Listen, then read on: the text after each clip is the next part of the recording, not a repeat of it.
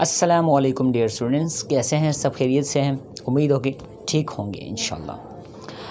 आज हम lecture record कर रहे हैं ईकेट के हवाले से। हमने पिछली दफ़ा हमने पढ़ा था ईकेट के हवाले से नंबर सिस्टम में कॉम्प्लेक्स नंबर को हमने डिस्कस किया था।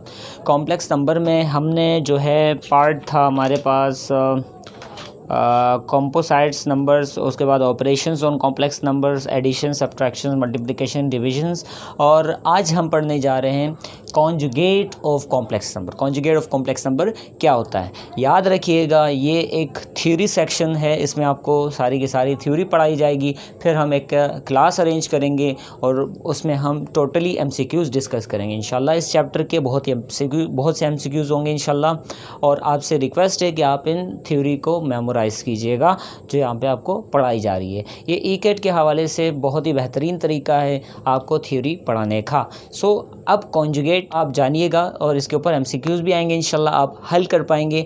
आप कॉन्जुगेट को यहाँ समझने की कोशिश कीजिएगा। कॉन्जुगेट होता क्या है?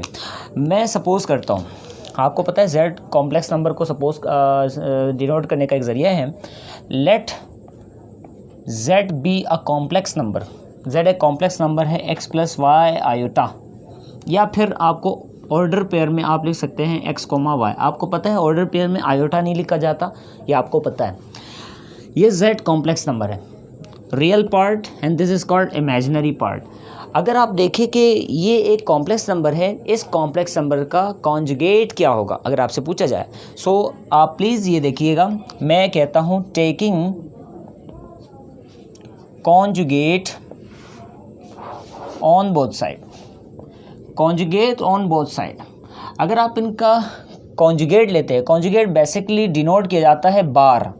जेड के ऊपर बार लगा दे, अगर जेड के ऊपर बार लग जाए so this mean that the conjugate of a complex number. अब कॉन्जुगेट करता क्या है?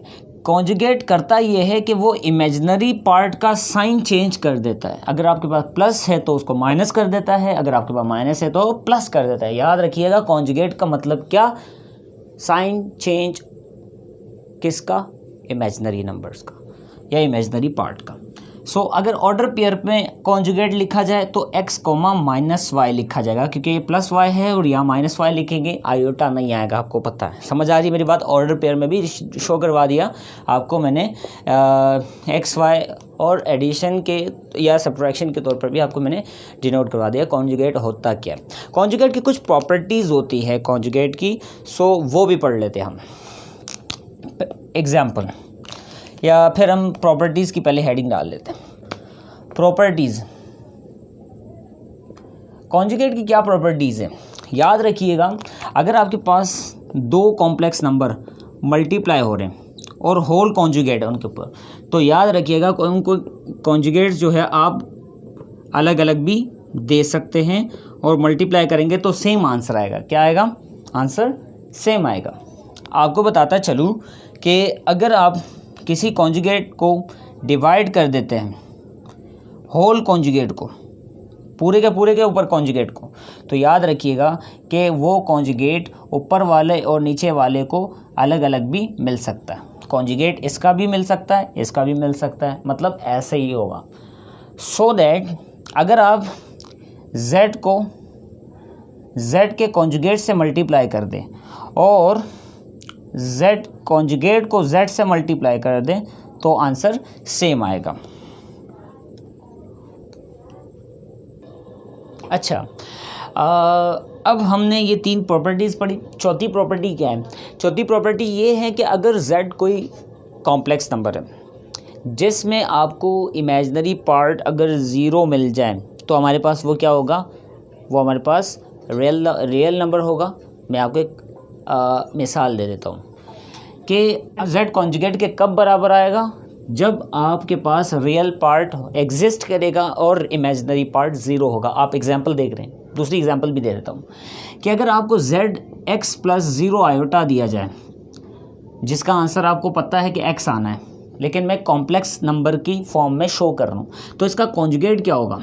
कॉन्जुगेट इसका होगा x माइनस ज़ीरो आयोटा। अब माइनस ज़ीरो आयोटा फिर भी वही आंसर आ रहा है। This mean that Z Z conjugate के बराबर होगा। कब होगा? जब आपके पास इमेजिनरी पार्ट ज़ीरो होगा। और अगर आपके पास एक और बात की जाए, आपके पास अगर एक और बात की जाए कि z माइनस जेड कॉन्जुगेट के बराबर हो, तो वो आपके पास क्या होता है? वो आपके पास होता है इमेजिनरी। क्या हो जाता है? इमेजिनरी।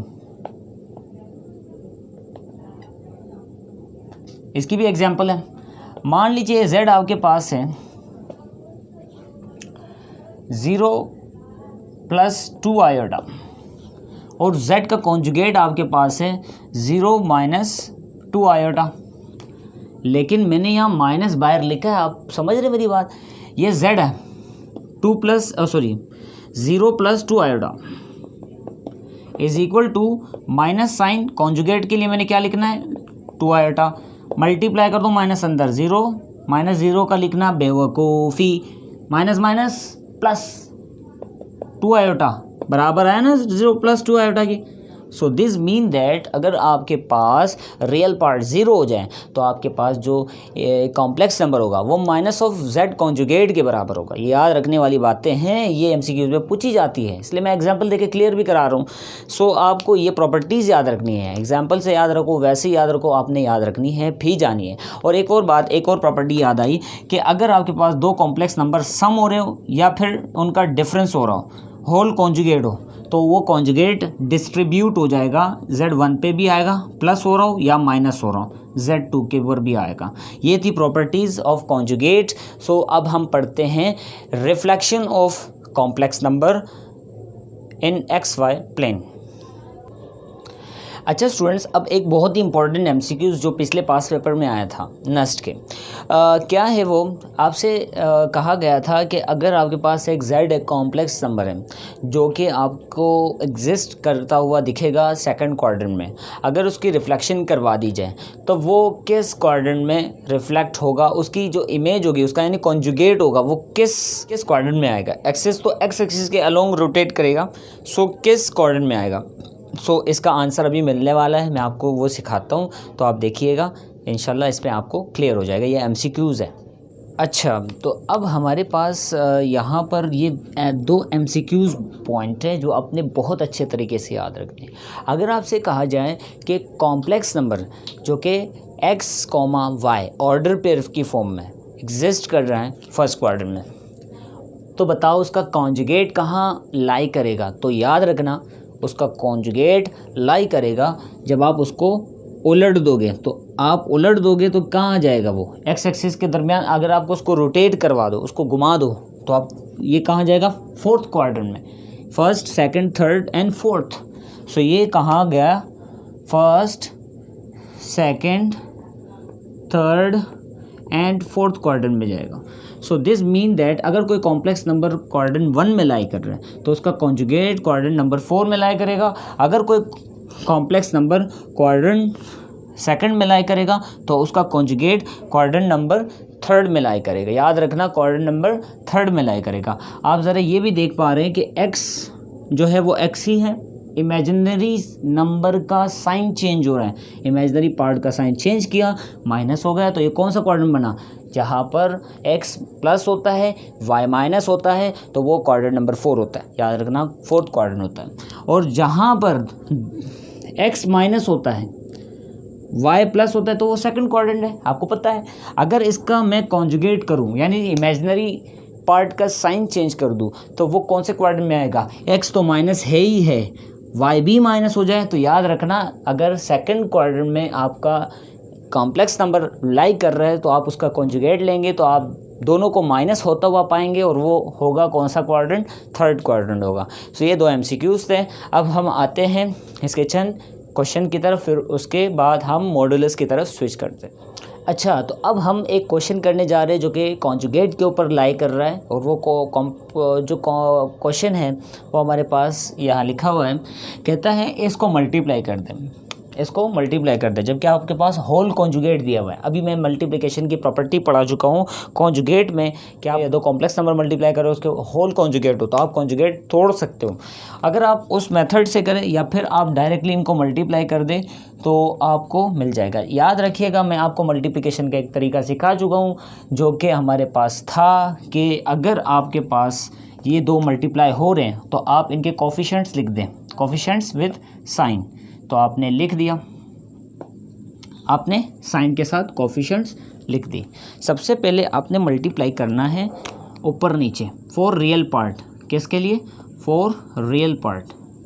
फिर जाके तो अब हमने रियल पार्ट बनाना है। ये मैंने आपको सिखा दिया है मल्टीप्लिकेशन कैसे की जाती है।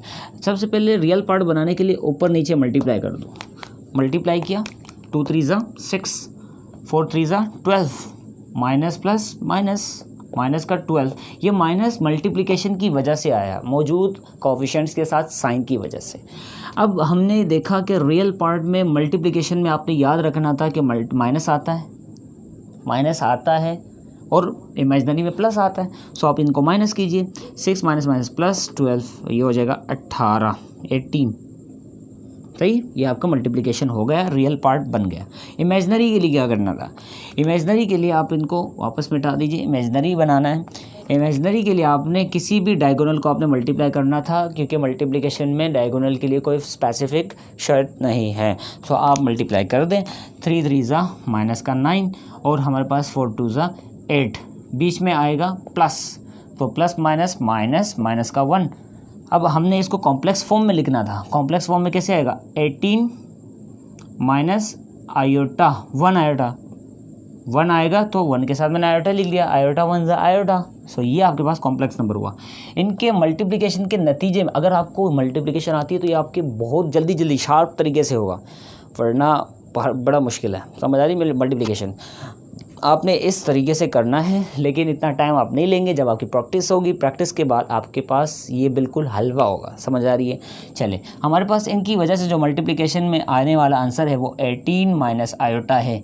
कॉन्जुगेट का मतलब क्या? माइनस साइन उड़ा दो, इमेजिनरी साइन चेंज कर दो। इमेजिनरी पार्ट का साइन चेंज किया तो ये बना आपके पास वो दो कॉम्प्लेक्स नंबर जो मल्टीप्लाई हो रहे ऊपर, यह आंसर होगा। समझ आ रही मेरी बात? अगर आप इन कॉम्प्लेक्स नंबर को तोड़ देते तो भी आपके पास वही आंसर आता। समझ आ रही है? चले, अच्छा स्टूडेंट्स, अब हमने देखा कॉन्जुगेट का कॉन्सेप्ट, कॉन्जुगेट क्या होता है, इमेजिनरी पार्ट का साइन चेंज करो, उसके प्रॉपर्टीज़ देखी, एक क्वेश्चन देखा। अब हम आते हैं मॉडुलस की तरफ। मॉडुलस क्या होता है? कॉम्प्लेक्स नंबर का मॉडुलस निकाला कैसे जाता है? तो मॉडुलस बहुत ईजी है, आपने बहुत अच्छे तरीके से इसको सीखना है। मॉडुलस होता क्या है? ज़रा मैंने कहा स्पेलिंग, मैंने मॉडुलस पहले लिखा, modulus of complex number. Modulus of complex number क्या है? मैंने सपोज की let z be a complex number consist of y iota x plus y iota, then modulus of z is, modulus of z is, modulus दरअसल mod को कहते हैं। या जो दो लाइनें लगी है ये हमारे पास मोड होता है। क्या होता है? मोड होता है। ये निकाला कैसे जाता है? इस कॉम्प्लेक्स नंबर का अगर आपको मॉडुलस निकालना हो तो कैसे निकालेंगे? सो आप यूँ करेंगे, इस कॉम्प्लेक्स का के साथ आपने क्या लिखा? दो लाइनें लगाई, मॉड रूट में जो रियल पार्ट है उसका स्क्वायर जमा इमेजिनरी पार्ट का भी स्क्वायर।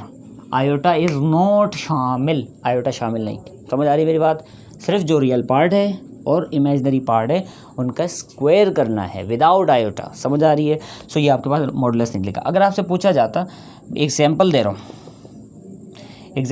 हूँ, 3 + 2 आयोटा, आपसे पूछा जाता इसका मॉडुलस बताओ, तो आप क्या करते हैं?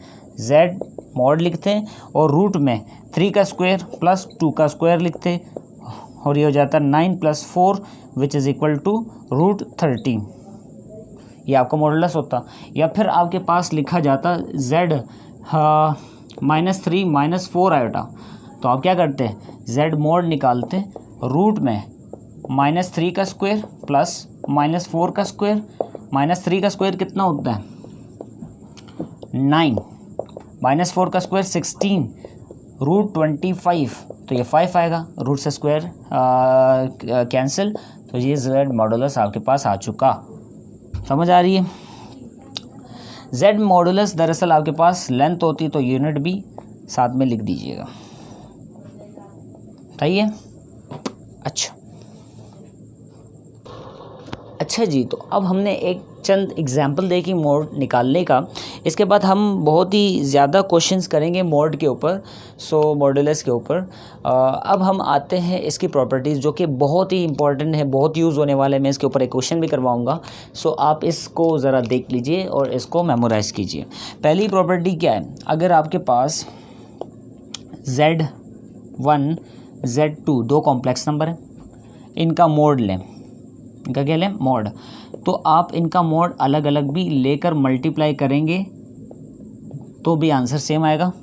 अगर दोनों को मल्टीप्लाई करके मोड लेंगे तो भी आंसर सेम आएगा। समझ आ रही है? पहले मल्टीप्लाई करें फिर मोड लें, या पहले मोड लें फिर मल्टीप्लाई करें, तब भी आंसर सेम आएगा, दोनों इक्वल है। या फिर आपके पास एक डिवीजन की प्रॉपर्टी है, दो कॉम्प्लेक्स नंबर डिवाइड कर रहे हैं, होल कॉम्प्लेक्स नंबर दो कॉम्प्लेक्स नंबर डिवाइड कर रहे हैं और इनका होल मॉडुलस है, तो होल मॉडुलस आप अलग अलग भी दे सकते हैं, फिर डिवाइड भी कर सकते हैं। पहले डिवाइड करके मॉडुलस लें या फिर पहले मॉडुलस लें फिर डिवाइड करें, तो दोनों सूरतों में आंसर सेम। इसका मतलब क्या होता है प्रॉपर्टीज़ बताने का? इसका मतलब ये होता है कि आपके पास जो कॉम्प्लेक्स क्वेश्चंस होते हैं वो आसान हो जाए। वो क्या हो जाए? वो आसान हो जाए आपके लिए। प्रॉपर्टीज़ को यूज़ करके कन्वर्ट करके आप डायरेक्टली एक क्वेश्चन जब 4-5 लाइनों में निकल सकता है, प्रॉपर्टीज़ से वो 2 लाइनों में भी निकल सकता है, मैं भी 1 लाइन में भी निकल सकता है। मैं आपको करवाऊँगा एग्जाम्पल के तौर पर। सो आपने ये याद रखनी। अच्छा, अगर आपको एक बात बता दी जाए कि हमारे पास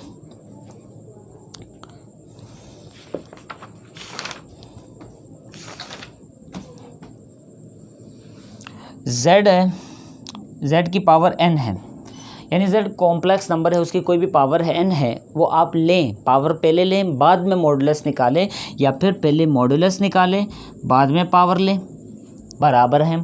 सही है?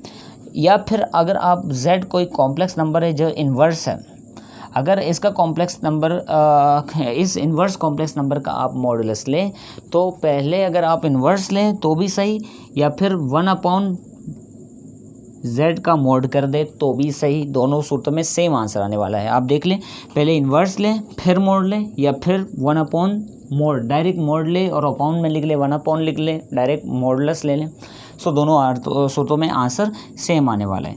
एक और प्रॉपर्टी है कि अगर आप z का मॉडुलस लें, सही, z का क्या लें? मॉडुलस लें, z के मॉडुलस का स्क्वायर लें, या फिर -z का स्क्वायर लें और मॉडुलस लें।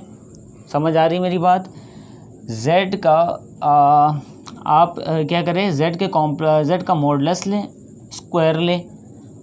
अगर आप -z का मॉडुलस लें, स्क्वायर लें, बराबर आंसर आएगा। या फिर आप z कॉन्जुगेट का मोड लें। समझ आ रही है मेरी बात? z कॉन्जुगेट का मोड लें, स्क्वायर लें।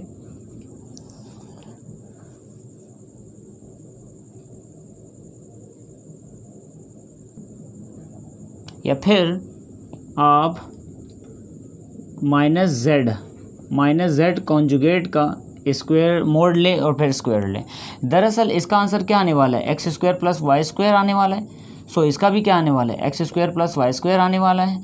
इसका भी क्या आने वाला है? x² + y² आने वाला है। इसका भी x² + y² आने वाला है। दिस मीन दैट इन सब का आंसर सेम आएगा। यही प्रॉपर्टी विदाउट स्क्वायर भी लग सकती है। मॉडुलस अगर z का लें, या फिर -z का मॉडुलस लें, या फिर z कॉन्जुगेट का मॉडुलस लें, या फिर -z कॉन्जुगेट का मॉडुलस लें। सो ये तीनों क्या आंसर देने वाले हैं? ये चारों आपको आंसर देने वाले हैं रूट में, x² + y²। वहाँ स्क्वायर इसलिए लगा रहा था कि रूट कैंसिल हो जाए, और यहाँ स्क्वायर नहीं लगाया तो रूट आ गया। समझ आ रही मेरी बात? सो ये प्रॉपर्टीज़ थी मॉडुलस की, ये आपने अच्छे तरीके से याद रखनी है तो आपके लिए क्वेश्चन आसान हो जाएगा। अब हम आते हैं एक क्वेश्चन की तरफ ताकि आपकी ये कॉन्सेप्ट है उसको क्लियर करें, बाकी क्वेश्चन हम बाद में देखेंगे इंशाल्लाह।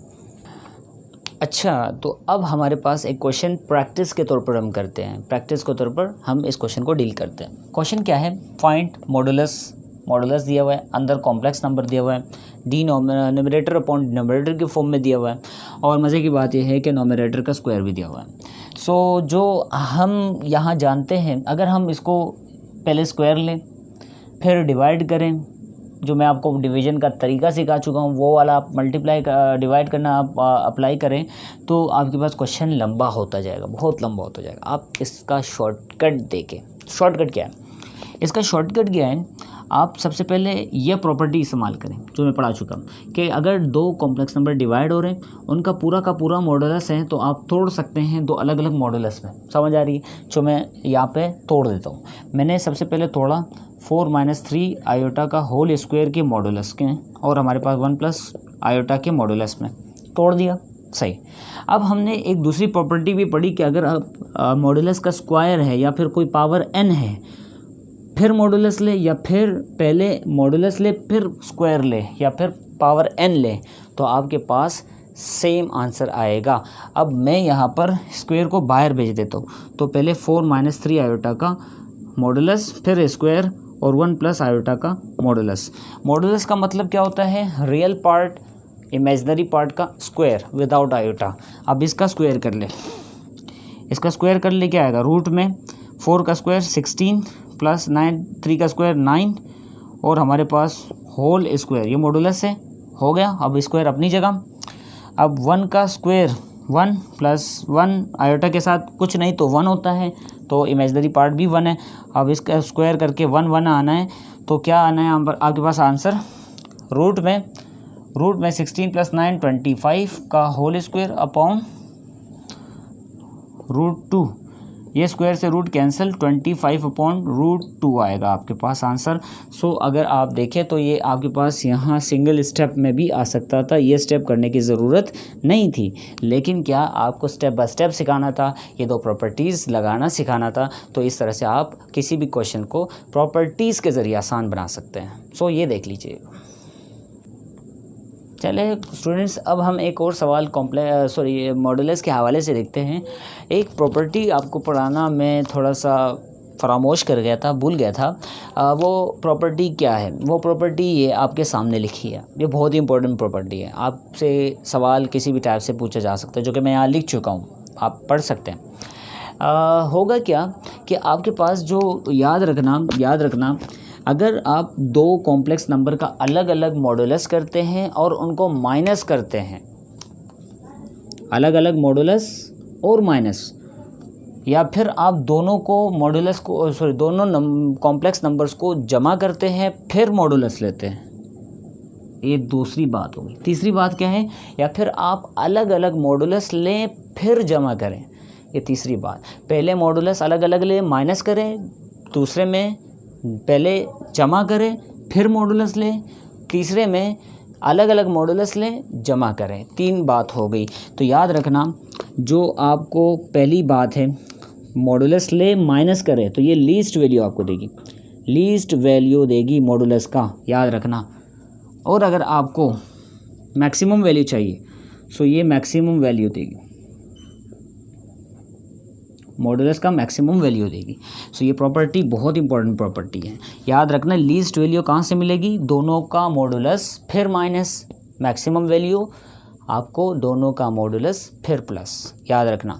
सो अगर आपसे पूछा जाए कि least and maximum value of the following complex number, Z1 आपको दिया जाए कि आपको Z1 क्या दिया गया, 2 + 3 आयोटा, Z2 क्या दिया, 3 + 4 आयोटा, ये दो आपको कॉम्प्लेक्स नंबर दे दिए गए।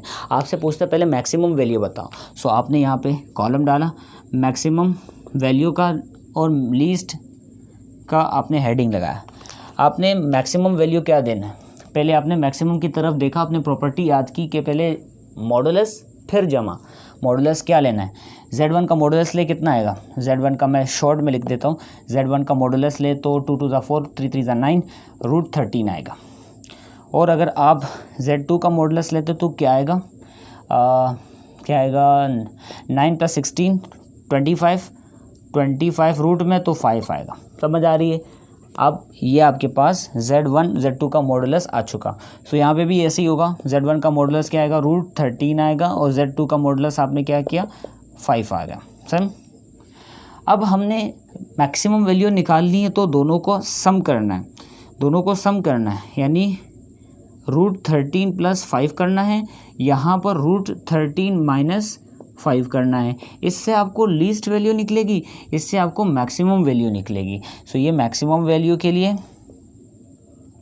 ये लीस्ट वैल्यू के लिए आपके पास किसी तरह से भी आंसर आपसे पूछा जा सकता है। समझ आ रही है। तो मैंने अपने से क्वेश्चंस आपको करवाया, आपको लीस्ट वैल्यू याद रखना, इससे निकलेगा रखनी है कि ये कैसे होता है। और ये प्रॉपर्टी भी आपसे पूछी जा सकती है, थोड़ी लंबी प्रॉपर्टी है लेकिन आपने याद रखनी है। मिलेंगे इंशाल्लाह।